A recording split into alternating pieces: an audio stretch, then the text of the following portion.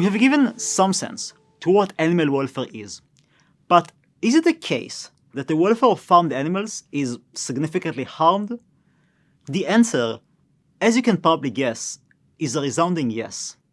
Most farmed animals live in terrible conditions. In this unit, we will focus on several animals: egg-laying hens, broilers, and fish. The reason we chose these animals is not that we think that they're the only ones that potentially matter, but rather because they are the most numerous vertebrate farmed animals.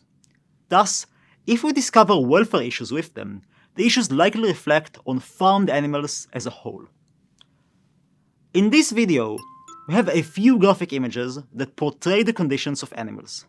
If you're sensitive to the topic, we recommend you opt out and only listen to the audio of this lecture, or skip to the next unit, which is a text version of this unit. We'll begin with egg-laying hens. Between 80% to 90% of egg-laying hens are confined in battery cages, roughly 10 hens per cage. Their personal space in the cages is less than the size of an A4 sheet. The height allows standing. However, stretching and flapping the wings in such cages is impossible. Sounds bad, but do they actually suffer in such conditions? From what we know, cages seem to inflict a large amount of harm. Hens develop stress-associated conditions and peck each other, which causes physical injuries and the loss of many of their feathers. To prevent pecking, their beaks are often cut off by those who raise them. Additionally, in many cases, injured birds are left to die without treatment because the crowdedness makes inspecting the cages incredibly difficult. Preference studies show that when caged hens were given a choice to get to a more spacious nesting house, they pushed against the heavy doors of the cage with the same level of force that they would apply to get to food after 24 hours of starvation. Regardless of the conditions in the cage itself, many hens develop bone weakness problems from the high egg demand that depletes their calcium and causes weakness and fractures. So it seems that, at least in this case, we are seeing extensive welfare harm. Next, we look at broiler chickens. Broiler chickens are raised for meat production. Estimates suggest that over 60 billion broilers are slaughtered each year. Other than the moral problem of slaughtering, do they suffer welfare issues? Well, like hens, they are also raised in overcrowded environments.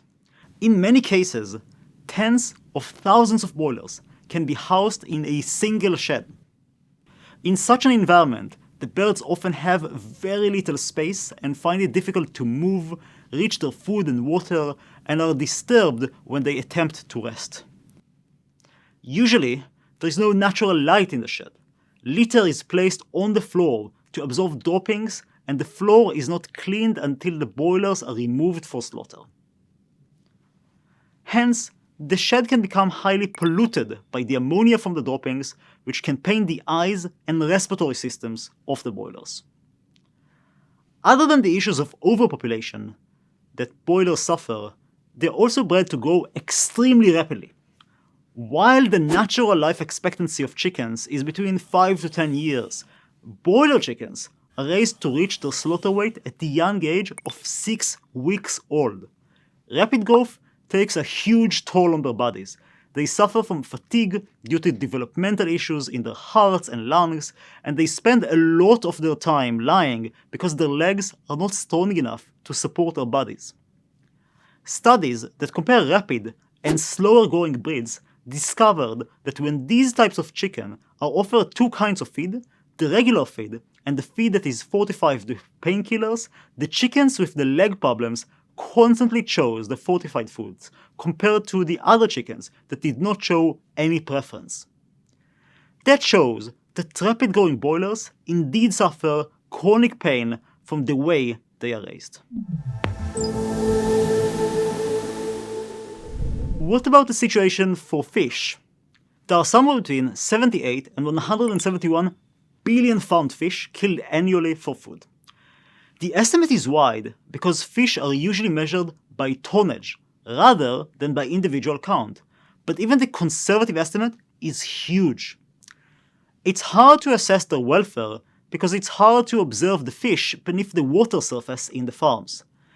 That being said, we do have indicators of welfare harm, such as fin erosion, poor water quality, and increased susceptibility to disease and parasites.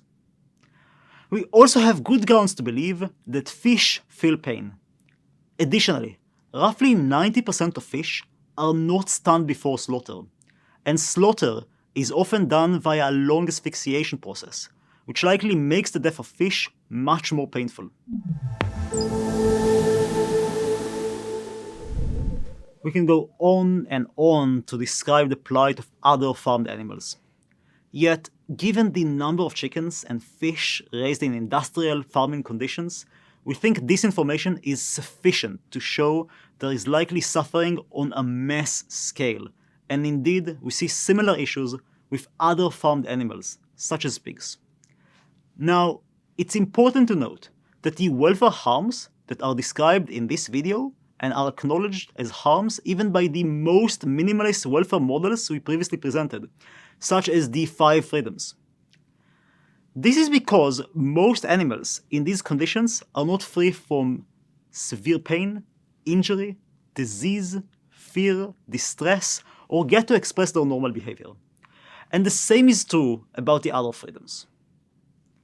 If, in our thought experiment, you thought that dogs should be protected from cruelty, or if you were convinced that we should aim to end welfare harms we described, you might want to act. But can we even do something about the welfare of farmed animals?